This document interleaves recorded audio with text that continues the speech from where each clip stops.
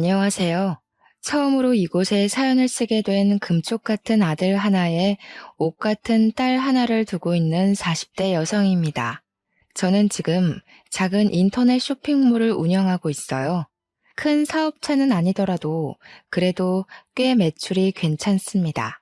제가 처음 사업을 시작한 것은 혼자 아들을 키워내야 했기 때문입니다. 그때 당시 남편이 없었거든요. 그리고 거짓말처럼 그 남편 덕분에 사업이 번창하게 되었습니다. 이제 이야기해 드리겠습니다. 제 팔자가 참 기구하다 했지만 어쩌면 그 사람 덕분에 행복한 나날을 사는 건 아닌지 생각하기도 합니다. 남편을 처음 만난 것은 제 대학 동창회 주선으로 만난 소개팅이었어요.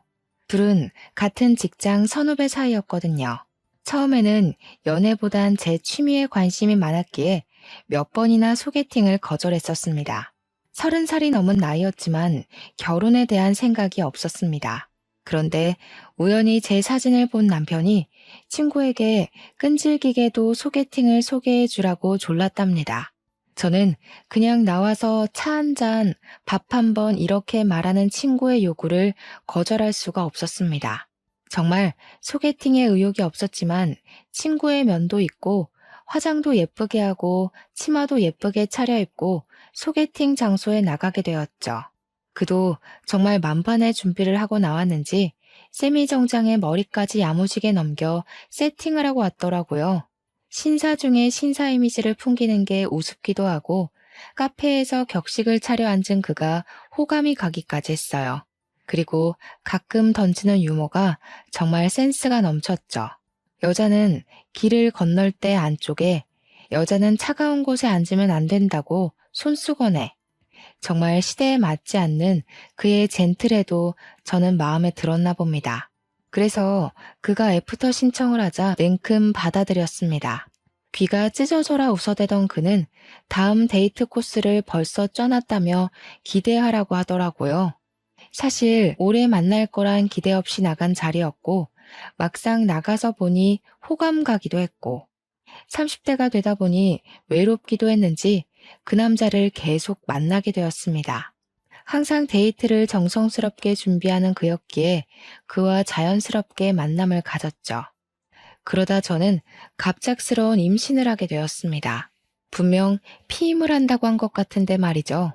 제가 임신 소식을 알렸을 때 그는 뛸 듯이 좋아하더라고요. 자신이 아빠가 된 게 맞냐면서요. 그의 모습에 저는 이 남자 나를 사랑하는구나 하고 느꼈어요. 1년도 안 된 연애에 저는 사실 그를 사랑하는지 확신이 서지 않았습니다. 하지만 아이를 위해 그와의 결혼을 선택했습니다.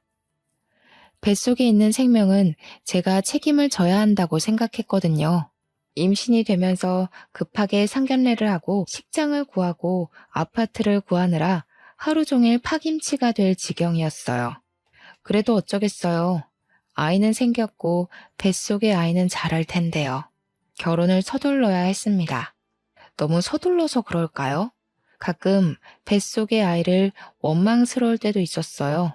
달가운 임신이 아니었기에 아이만 안 생겼으면 여유 있게 결혼 준비를 했을 텐데 하고 말입니다.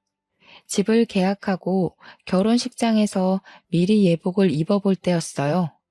아랫배가 묵직하면서 너무 아파지는 거예요. 저는 드레스를 입은 채로 쓰러졌습니다. 급하게 응급실로 실려가고 자궁외 임신으로 긴급 수술을 해야 한다고 하더군요.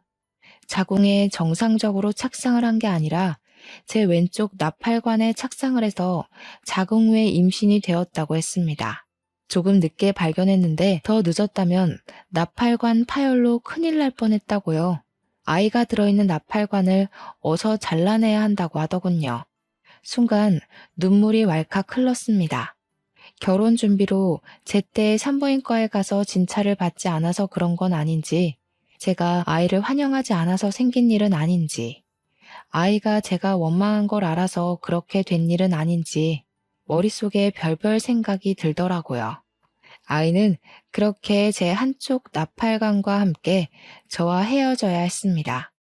처음부터 아이를 환영했다면 얼마나 좋았을까 후회하고 또 후회했습니다.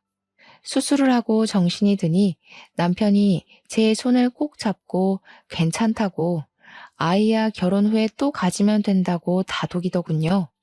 하지만 어른들의 생각은 항상 우리의 예상과 비켜가잖아요.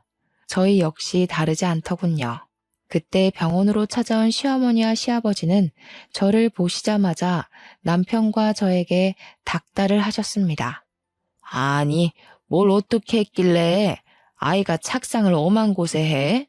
제 몸에 이상 있는 거 아니냐? 이제 나팔관도 하나 없다면서.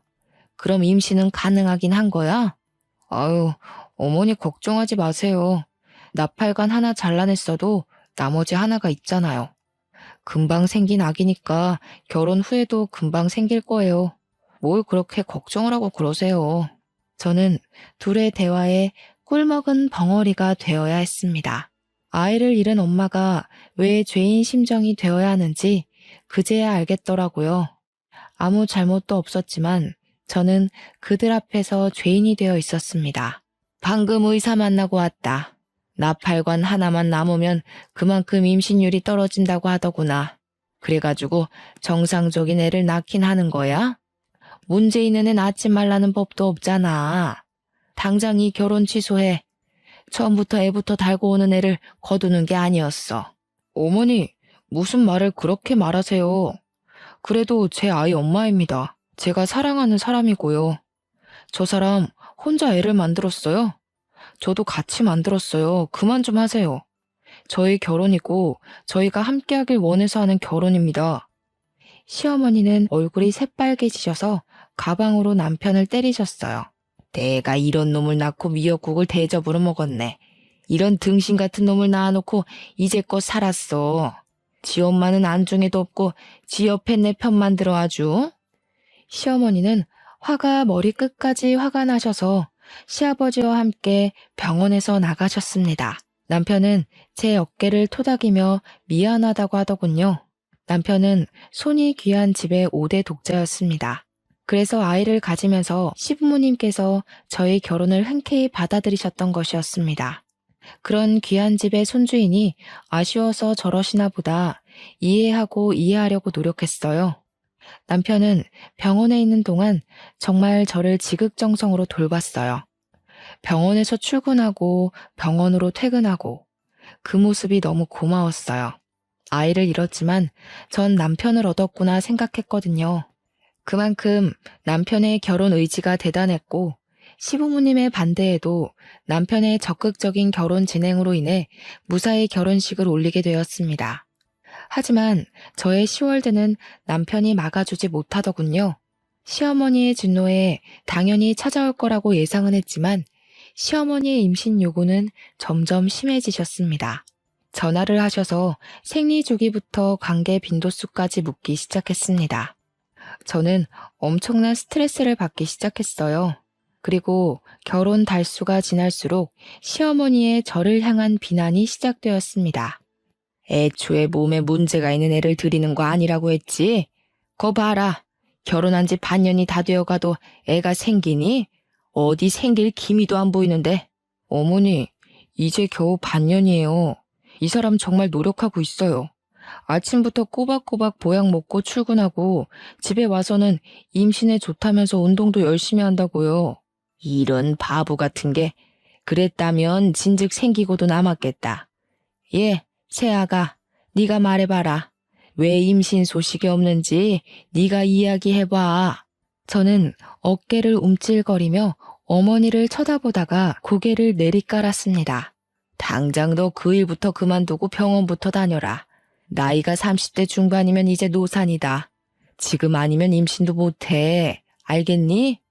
애를 만들어서 일을 하든 애를 낳아놓고 일을 하든 그때 가서 해라. 알겠냐? 저는 작게 네라고 대답을 할 뿐이었습니다. 35살이 지나면 노산이라는 말은 들어봤습니다. 전 아직 30대 초반이었지만 어머님 말대로 이 시기가 지나면 임신이 어려울 수도 있다는 생각을 하게 되었습니다. 일단 저는 나팔관 하나가 없었으니까요. 그만큼 랜덤으로 임신 확률이 떨어지는 거니까요. 지금 생각하면 애를 못 낳는다고 뭘 그렇게 쥐잡혀 쭈그려져 살았는지 조금 더 당당하면 좋았을 걸 하는 생각이 듭니다. 남편을 소개해준 제 친구에게 이런저런 속풀이를 하며 저를 달래었습니다. 친구는 아직 미혼이었기에 저를 다 이해하지는 못하는 듯 했지만 그래도 위로하고 만나면 밥도 사주며 저를 달래주었어요. 자신도 남편을 소개해준 책임감 같은 게 있다나요? 참 좋은 친구를 두었다 싶었죠. 그렇게 어머님 성화에 못 이겨 저는 결혼한 지 1년 만에 직장을 그만두어야 했습니다. 오랫동안 지냈던 직장을 그만두고 제가 한 일은 임신을 위한 일이었습니다. 친정엄마는 그런 저를 보고 속상해 하시면서도 임신에 좋다는 음식을 꾸준히 해주셨어요. 큰 잉어를 잡아다가 고아 오시기도 하고 흑염소를 잡아다가 한약을 만들어 오시기도 했죠. 왜 그런 말 있잖아요. 딸 가진 죄인. 바로 그게 저희 친정 엄마였어요. 왜 엄마까지 시댁 눈치를 봐야 하는 건지 속이 상해서 몇 번이나 괜찮다고 하지 마시라고 해도 엄마는 제게 그게 쉽냐고 10년을 일한 직장을 그만두면서까지 노력하는데 엄마라도 돕게 해달라고 하셨어요. 정말 그때 엄마가 있다는 사실에 감사했답니다. 불임 전문병원에 다니면서 몇 번이나 인공수정을 시도를 했지만 결국 실패를 하고 시험관을 하자는 선택을 하게 되었습니다. 호르몬 주사를 바늘로 배를 찌르는 건 인공수정과 별반 다름이 없었지만 난자를 채취하는데 정말 힘이 들더군요. 난자를 채취를 하면 저는 어김없이 배에 빵빵하게 복수가 차올랐습니다. 튀어나온 배를 보며 여기에 아기가 있었으면 얼마나 좋을까를 몇 번이나 곱씹어서 생각을 했습니다. 그렇게 연달아 시험관을 5번 실패하고 나니 저는 몸도 마음도 병들어갔어요. 자신감도 사라지고 온통 멍이 든 제 배를 보고 쪼그려 앉아 울기를 반복했습니다. 그때도 저를 위로해주는 사람들은 제 남편과 친구였습니다. 임신 준비로 술을 못 먹는 저를 위해 치킨과 콜라만 먹으며 친구는 저를 토닥였습니다. 야, 너무 기죽지 마라. 조금 쉬면서 하는 건 어때? 내 주위에 보니까 시험관 하다가 몇 달 쉬고 아기 생긴 부부도 많다더라. 몇 달 쉬었다가 몸 좀 추슬러서 해봐. 그러다가 너까지 병날까봐 두렵다. 그러니까 그럴까봐. 배가 성한 곳이 한 군데도 없어. 복수가 계속 차서 이제 하는 것도 두렵고 아프고 무섭고 남들은 순풍순풍 잘만 가지는 아이인데 나는 왜 이렇게 어렵지? 에휴, 자기야, 우리 그냥 애기 낳지 말고 우리 둘이 살자. 난 딱히 아이 바라지도 않아. 그냥 당신만 있으면 돼. 내가 우리 부모님께 잘 말해볼게. 우리 둘이 살면서 여행도 다니고 여유롭게 살면 되잖아. 그렇게 이야기해주는 남편이 너무 고마웠어요. 말만으로도 저는 많은 위로를 받았어요. 하지만 그게 말이 쉽나요? 남편은 단 한 번도 시부모님께 그 말을 꺼내지 못했어요. 5대 독자라는데 어머님이 바로 저희의 이혼 이야기를 꺼낼 것이 뻔했으니까요. 그래서 말뿐인 남편의 위로라도 저는 감사하게 생각했습니다. 어느 순간 남편은 지방으로 출장이 잦아지고 일이 바빠지기 시작하더라고요. 한 달에 한 번에서 2번 정도는 꼭 지방으로 출장이나 회사에서 밤을 새우는 남편이 걱정되었습니다. 같은 회사를 다니는 친구에게 물어보니 요즘 회사가 한창 바쁘다고 하더라고요. 저는 그를 위해 몸에 좋다는 음식을 해먹였습니다. 시험관 시술을 잠시 쉰다는 저희의 말에 어머님께서 노발대발 하시기도 하셨기에 그에게라도 잘 챙기는 모습을 보여드려야 안심하겠다 싶었어요. 그날도 갈비찜을 해놓고 그를 기다렸습니다. 남편은 오늘도 늦는다고 연락이 왔더라고요. 먼저 밥을 먹으라고요. 어쩔 수 없이 저는 제가 한 갈비찜을 혼자 먹기로 했습니다. 그런데 그날따라 속이 너무 안 좋은 거예요. 아까 음식을 만들 때만도 그렇게 역하지 않았던 것 같은데 한 입 입에 가져다 대었는데 정말 속에서 구역질이 올라오는 게 변기로 가서 빈속을 개어내었어요. 속도 울렁거리고 메스꺼리는 게 딱 첫 아이 가졌을 때랑 너무 비슷했습니다. 입덧이요. 저는 바로 방으로 가서 임신 테스트기를 가지고 떨리는 마음으로 테스트를 해보았습니다. 그 순간이 얼마나 조마조마하던지 두 손을 꽉 쥐고 두 줄이 뜨기를 잠시 정말 희미하게 보일랑말랑 두 줄이 보이는 게 아니겠어요? 하늘을 날아갈 것 같았습니다. 그렇게 기다리고 기다렸던 아이였으니까요. 그래도 그날은 아무에게도 말을 못하겠더라고요. 불면 날아갈라, 혹시라도 좋아하다가 아이가 달아날라. 꼭 배를 끌어안고 잠이 들어서야 남편이 들어온 걸 알았습니다.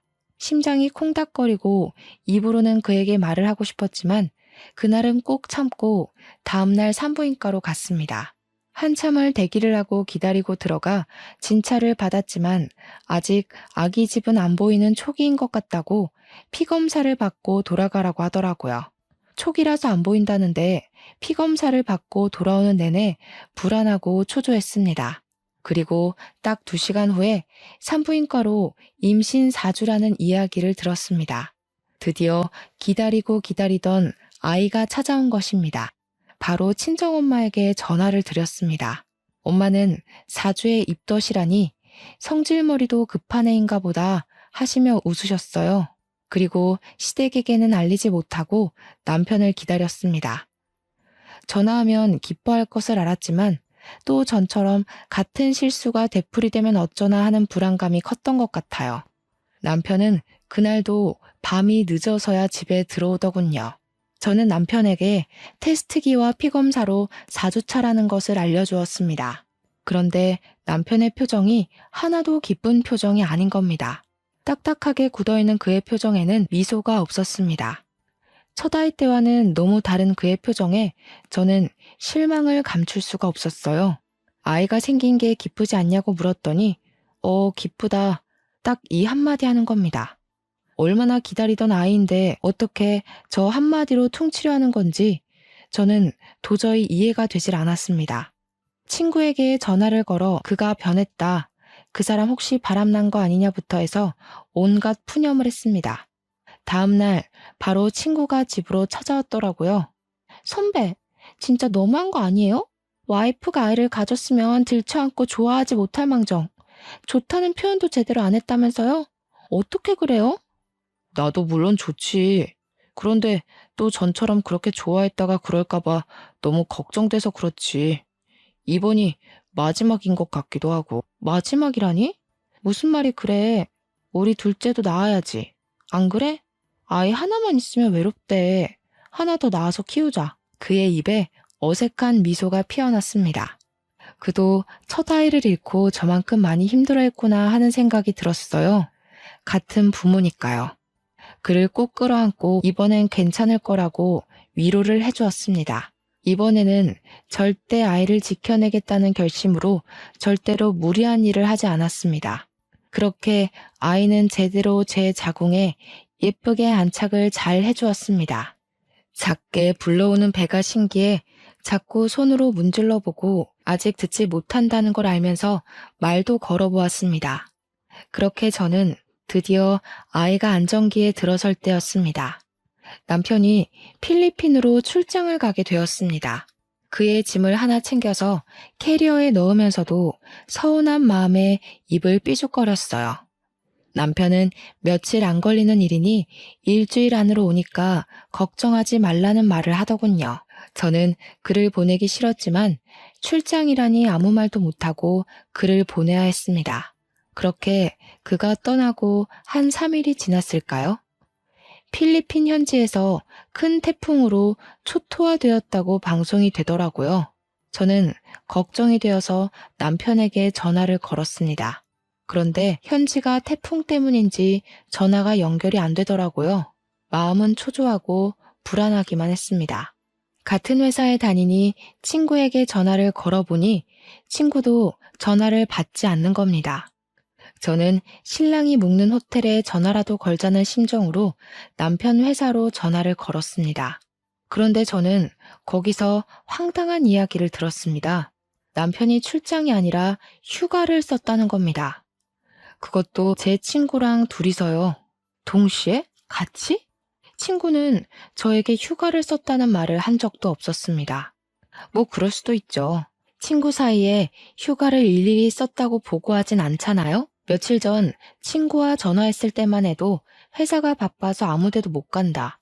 너희 남편도 출장 때문에 애 많이 먹는다. 이랬거든요. 저는 철석같이 믿을 수밖에요. 다시 남편 회사의 출장 스케줄에 대해 물어보았습니다. 웬걸?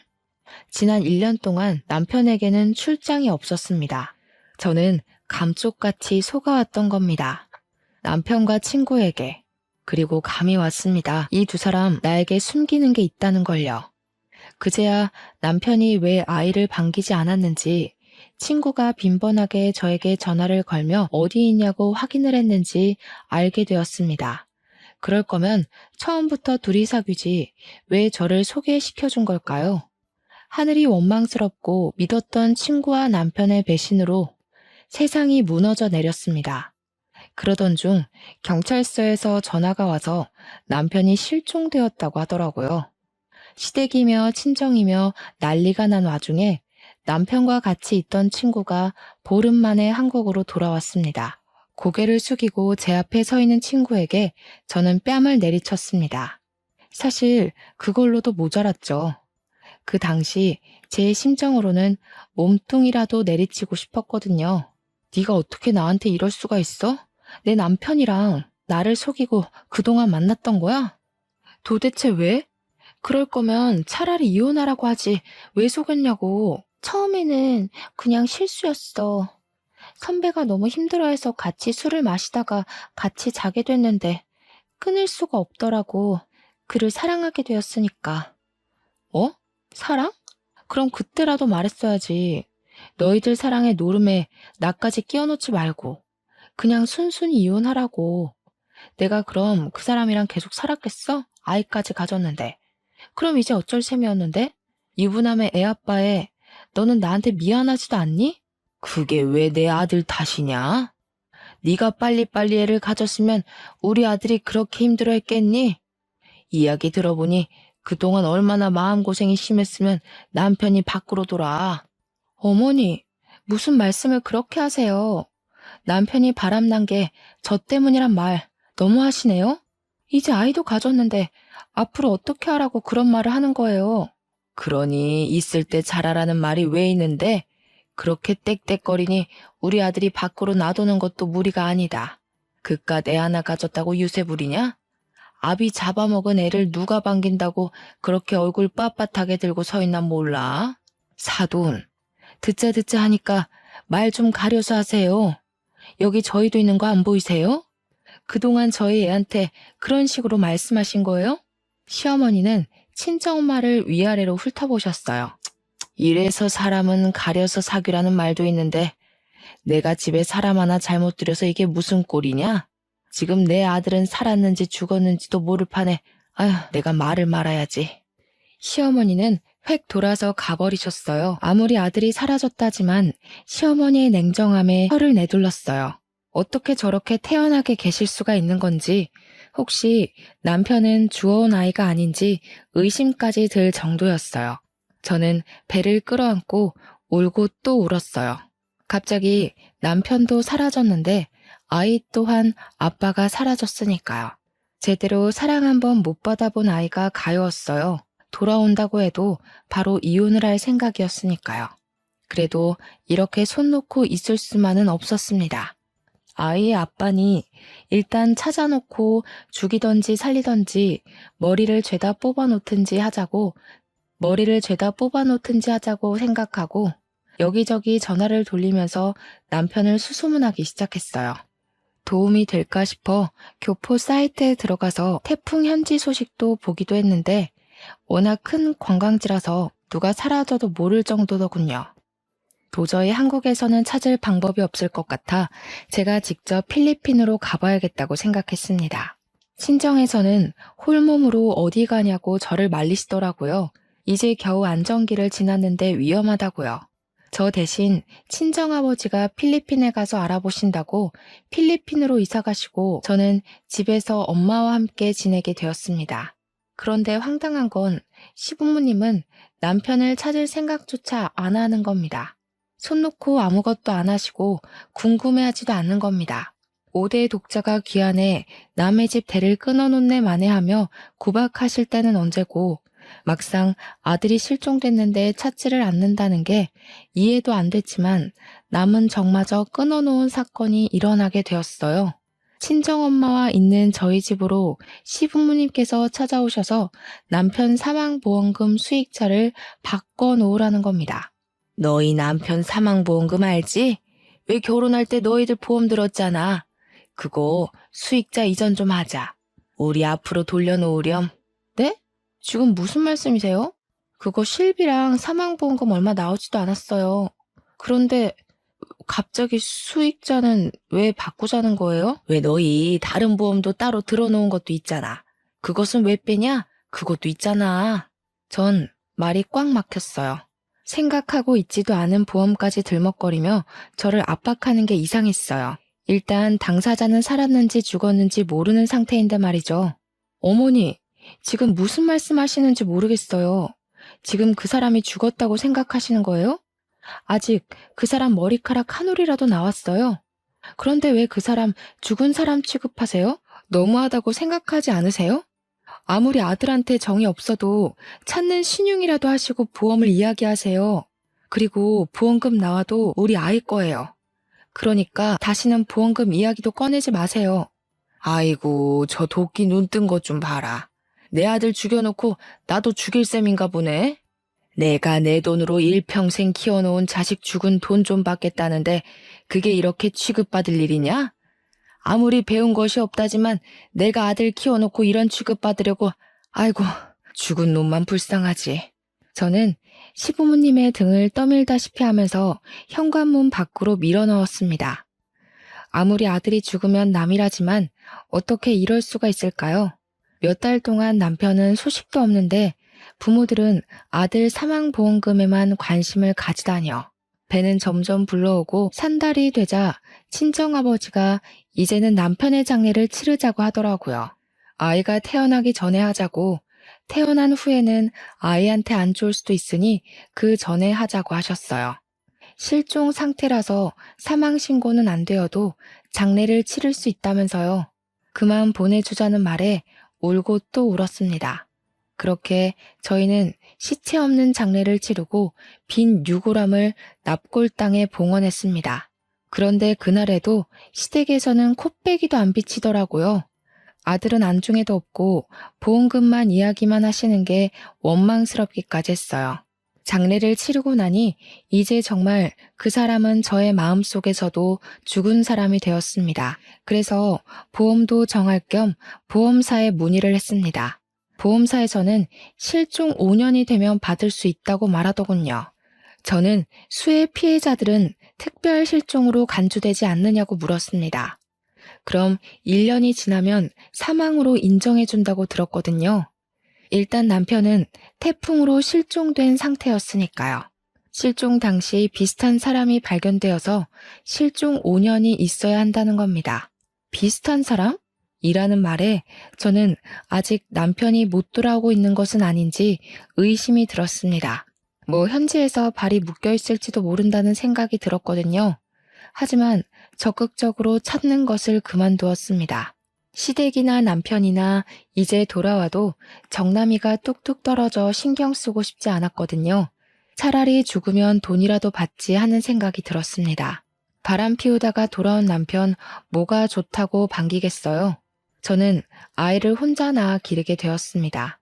예쁜 아들을 낳은 것까지는 좋았는데 육아라는 게 보통 일이 아니었어요. 결국 저는 집을 내놓고 친정으로 들어가서 살게 되었어요. 일을 하면서 아이를 돌볼 수가 없었거든요. 그러면서 아이를 돌보면서 할 수 있는 일을 찾아보게 되었습니다. 인스타에서 아이들의 용품을 올리면서 파는 지인을 보게 되어 저도 같은 일을 하게 되었습니다. 그런데 벌이가 변변치가 않더군요. 아이는 자라고 돈 들어갈 때는 많아지는데 어떻게 할 수가 없으니 저는 자연스럽게 친정의 애를 맡기면서 다른 일을 병행했습니다. 낮에는 인스타 상품을 올리고 포장하고 배송하고 저녁에는 갈비집에 불판을 닦는 일을 했어요. 그런데 그곳에서 열심히 불판을 닦는데 누가 저를 알아보더라고요. 얼굴을 들어보니까 제가 아이들 운동화를 떼어다 파는 도매집 사장님이셨어요. 그는 왜 여기서 일을 하냐고 묻더라고요. 그는 워낙 서글서글한 사람이라서 그간 사정을 말을 했습니다. 그 뒤로 제가 짠해 보였는지 도배의 집을 들릴 때마다 아들 주라고 과자나 장난감을 쥐어주는 거예요. 아들이라도 데리고 가는 날이면 아들이 예뻐 죽겠다고 난리가 났습니다. 참 애들을 좋아하는 사람이라고 생각했는데 그가 저에게 데이트 신청을 하더라고요. 관심이 있다면서요. 하지만 전 그의 말을 거절했어요. 어쩌면 정말 남편이 살아있다면 이건 불륜이었고 그때 저는 연애할 틈이 나질 않았거든요. 그래도 그는 저를 찾아오며 가며 저와 아들을 알뜰살뜰 보살피더라고요. 기다린다면서 남편이 돌아와도 이혼이라는 걸 그는 알았으니까요. 참 듬직한 남자였어요. 그렇게 남편이 실종되고 5년이라는 시간이 후딱 흘러가더라고요. 저는 생각도 못하고 있었는데 경찰에서 전화가 왔어요. 사건 종결할 테니 남편 사망 처리하라고 하더군요. 귀찮은 말투에 해외 사건이니 이런 건 찾기 불가능이라고 툭 던지는 말투에 깊은 숨을 내쉬었습니다. 살아있으면 진작 왔을 시간이니 그의 사망 신고를 하고 저는 보험금이라도 위자료로 받아야겠다 생각했습니다. 그렇게 보험사로 가서 보험 문의를 하니 보험금이 제가 예상한 2억 5천이 아닌 7억이었습니다. 뭐가 이렇게 많나 봤더니 남편이 다른 보험 하나를 따로 들어놓고 불륜 여행 주제에 여행 보험까지 들어놓고 갔더군요. 참 기가 막히죠. 그래도 저는 그 돈을 감사히 받았습니다. 아들 잘 키우라고 돈은 넉넉하게 남겨뒀네 생각했습니다. 그리고 그 돈을 가지고 인스타의 작은 쇼핑몰이 아닌 인터넷의 쇼핑몰을 차렸습니다. 본격적으로 일을 시작하니 인스타에서 입소문이 크게 나면서 대박을 터뜨렸습니다. 드디어 숨이 트이는구나 싶었어요. 죽은 남편 덕이라고 생각했죠. 양심은 있구나 하고요. 그리고 거래처 사장이었던 그가 저에게 청혼을 했습니다. 남편도 사망 신고도 했고 사업도 자리 잡혔으니 자신을 받아주라고요. 5년 동안 한결같은 그를 어떻게 싫다고 할까요? 저희는 바로 결혼을 했습니다. 결혼을 하기 전까지 저는 그가 부자라는 사실을 몰랐습니다. 그는 이미 빌딩 몇 개를 소유할 정도로 그 지역에서는 유명한 재력가였더라고요. 왜 말 안 했냐 물어보니 악바리같이 버텨내는 저를 보고 나 돈 많으니 나한테 기대라는 말을 못했다네요. 재수없어 보일까봐 그때 당시 저는 그에게 곁을 내주지 않았었으니까요. 참 섬세하고 따뜻한 사람이었어요. 축복은 연달아 생겨온다고 하잖아요. 그 축복이 저에게 또 찾아왔어요. 그와 결혼한 지 몇 달 되지 않아 저는 둘째를 가지게 되었습니다. 그렇게 그 전에 바라던 임신이 그를 만나고는 순식간에 이루어지다니 그를 만난 것이 저에게 축복이자 선물 같았습니다. 그는 드디어 아들에게 동생이 생겼다고 얼마나 좋아하던지 그 모습에 또 감동을 했습니다. 그렇게 행복한 시간을 보내고 있는데 갑자기 누군가 현관문을 두드리며 초인종을 신경질적으로 눌러대는 겁니다. 제가 나가보니 전 시부모님이었습니다. 정확히는 실종된 남편의 부모님이죠. 그리고 그 옆으로 제 남편과 불륜을 저지른 친구가 있는 겁니다. 왜 찾아왔냐고 물어보니 전 남편의 사망보험금을 내놓으라는 겁니다. 네가 우리 아들 보험금 받아갔냐? 어디서 베어먹지 않은 행동이야? 어? 다른 남자랑 결혼했으면 내 아들 돈을 우리한테 줘야 하는 거 아니냐? 빨개진 어머님의 얼굴을 보고 저는 이를 꽉 깨물었어요. 그 돈은 절대 뺏길 수 없는 제 아들 돈이었습니다. 아빠에게 유일하게 받은 거니까요. 그게 왜 어머니 돈이에요? 수익자는 저로 되어 있어서 제가 받아온 건데요. 그리고 그의 아들도 여기 버젓이 살아있고요. 제가 왜 드려야 하죠?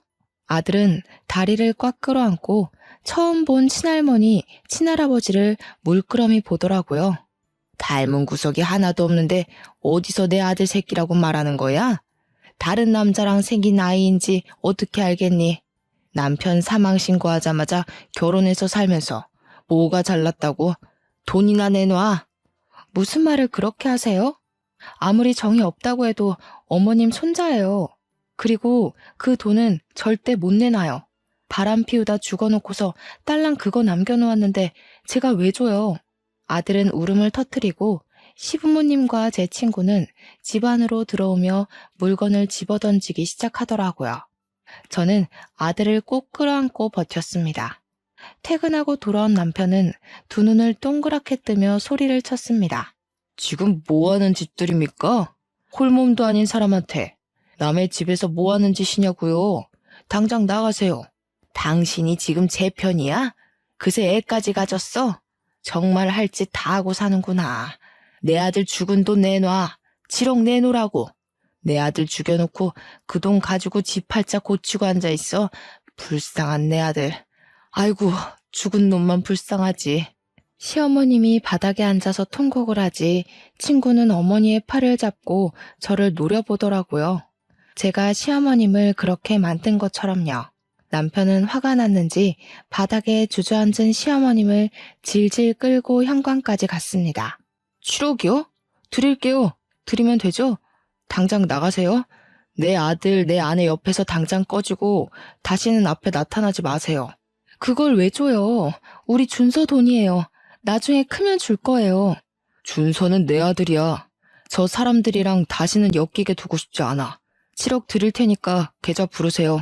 그리고 다시는 내 아들, 내 아내 근처에 얼씬거리지 않는다고 맹세하세요. 시어머니는 정말 거짓말처럼 울음을 뚝 그치고 자리에서 일어나셨어요. 소매로 눈물을 콕콕 찍어내더니 남편에게 계좌번호가 적힌 쪽지를 건네주더군요. 기막히고 어이가 없는 상황에 입이 떡 벌어졌습니다. 남편이 이체된 핸드폰을 보여주니 그제야 입가에 미소를 띠고 그냥 횡하니 사라지더군요. 저는 서러움에 주저앉아 울고 말았어요. 그렇게 쉽게 주고 싶지 않았는데 실컷 골려라도 주고 싶었는데 그걸 홀라당 빼앗긴 느낌이 들었습니다. 울고 있는 저를 남편은 끌어안으며 토닥였습니다. 그만 울어. 준서가 놀라잖아. 내가 그걸 안 주면 또 찾아왔을 테고 그럼 준서가 또 놀랄 거 아니야. 내 아들이 그런 상황을 겪는 게 너무 싫어서 그랬어. 당신 뱃속에 우리 둘째도 걱정되고 내 식구니까. 그리고 우리 준서는 내 아들이잖아. 아버지로서 해야 할 일을 한 거야. 저는 고개를 끄덕이며 그를 꽉 끌어안아 주었어요. 너무 남편에게 고마웠습니다. 정말 마음으로 친자식으로 여겨주니까요. 아들에게 진정한 아빠가 생겼다고 생각했어요. 배가 불러오고 막달이 다 되어갈 때 저에게 전화가 한 통 왔습니다. 경찰서에서 전화가 왔더라고요. 보험 사기로 연루되었으니 출석하라고요. 보험 사기라니 무슨 말도 안 되는 일인가 싶었어요. 그가 사망해서 정당하게 보험금을 받았을 뿐인데 갑자기 겁이 덜컥 나더라고요. 보험금 받은 것도 다 뺏겼는데 사기라니 남편은 혼자서는 못 보내겠다고 같이 가겠다고 하더군요. 그렇게 배불뚝이 상태로 뒤뚱거리며 경찰서로 갔습니다. 경찰서에 가서 보니 전 남편과 시부모님, 제 친구가 나란히 앉아 있는 겁니다. 전 남편의 몰골은 가관이 아니었습니다. 덥수룩한 수염에 머리도 산발이 되어서 저를 힐끔거리더니 고개를 다시 숙였습니다. 살아있었더라고요. 그것도 사지 멀쩡히. 기가 막히는 현실에 웃음도 제대로 나오지 않았습니다. 형사님 앞에 앉아서야 제대로 된 상황을 들었습니다. 태풍 당시 남편과 친구는 바닷가 옆 호텔에서 묵고 있었답니다. 바람이 휘몰아치는데도 사진 한번 찍어보겠다고 바닷가로 나갔다가 파도에 휩쓸렸고 친구는 다행히 호텔로 돌아왔더랍니다. 파도에 떠밀려 구사일생으로 옆 섬까지는 살아서 갔는데 말도 안 통하는 곳에서 태풍으로 고립되었대요. 한국으로 전화가 닿긴 했는데 실종됐다는 말에 머리로 재빨리 보험금 계산을 했나 봐요. 대충 7억 정도 받을 수 있다는 생각에 1년만 버티자 생각했는데 그 통화가 실마리가 되어 5년까지 늘어났더랍니다. 그동안 친구가 필리핀까지 왔다 갔다 하면서 보살폈는데 친구도 지쳤는지 오는 게 뜸해지고 한국에서는 돈을 잘 안 붙이니 배고파서 거주지 밖으로 나왔다가 지역 경찰에 붙잡혔다네요. 불법 체류자라고 판단해서 한국으로 추방되고 그 과정에서 실종자가 아닌 게 밝혀진 거고요. 보험사에서는 사기로 판단해서 고소를 진행했답니다. 보험금 수익은 제가 탄 상태여서 경찰이 저에게 전화를 걸었답니다. 남편은 저 대신 그간의 상황을 다 설명하고 시부모님이 집으로 찾아와서 그 돈을 고스란히 가져간 것까지 야무지게 말을 하더라고요. 형사님도 그 상황에 어이가 없었는지 혀를 내두르시고는 쯧쯧 혀를 차시더군요. 저희 보고는 알았다고 정상 참작되었다고 돌아가도 좋다고 하셨습니다. 그냥 돌아가려다가 도저히 화가 치밀어 오르는 겁니다. 저는 옆에 서류 뭉치를 들고 고개를 숙이고 있는 전 남편의 머리를 내리쳤습니다. 아야, 왜 때려? 뭐야 당신, 미쳤어? 그럼 지금 제정신이겠냐? 바람 피워 보험 사기쳐 아주 골고루 한다. 당신이 친아빠라는 게 내 아들한테 너무 미안해. 차라리 죽지 그럼. 마음속에라도 좋은 추억이라도 가지고 있지. 그는 저를 쳐다보며 입을 움찔거리더군요. 우리 애는 잘 크고 있는 거야? 우리 집안 6대 독자잖아. 잘 키워. 내가 해준 건 없어도 애 아빠잖아. 나중에 만나면 내가 잘해준다고. 아빠가 보고 싶다고. 내가 이런 건 다 너를 잘 키우려고 한 일이라고. 당신도 알잖아. 돈 없이 살면 얼마나 고생해. 그래서 그런 거야. 제 남편은 어이가 없다는 듯이 전 남편을 노려봤습니다.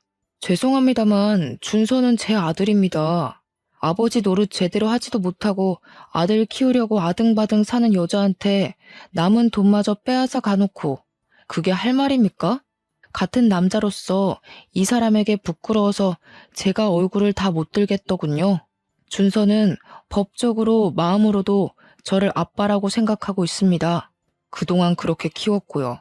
다신 그 입에서 그런 이야기 안 했으면 좋겠네요. 가자 여보. 저는 그대로 돌아서려다가 다시 서류 뭉치로 남편의 머리를 내리치고서 경찰서 밖으로 나왔습니다. 나중에 지인에게 들은 말로는 남편에게 받아간 7억은 그대로 토해내고 보험 사기로 구치소에 들어갔다고 하네요. 정말 그 말을 듣는데 그동안의 채증이 뻥 뚫리는 것 같았습니다. 그때는 너무 힘들고 지옥 같았지만 이렇게 글로 옮겨 적고 보니 지난 일이 이제는 웃으면서 말할 수 있는 시간이 흐른 것 같네요. 길지 않은 시간이었지만 저에게 상처만 준 결혼 생활에서 저는 금쪽 같은 아들을 얻어왔고 어쩌면 그 덕분에 지금의 제가 있다는 생각도 해봐요. 아등바등 쩔쩔매며 살지 않아도 괜찮습니다. 조금은 내 주장을 펼치며 살아도 괜찮습니다. 오늘도 다짐을 하고 또 해봅니다. 제 사연을 적어 올리게 된 것도 별별 사람들 속에 그래도 참고 또 인내하다 보면 좋은 일이 생길 거라는 겁니다. 원수 같은 전 남편이 저의 사업을 일으켜줬던 것처럼요. 말이 길어 이만 줄이겠습니다. 사연을 읽어주셔서 너무 감사드려요.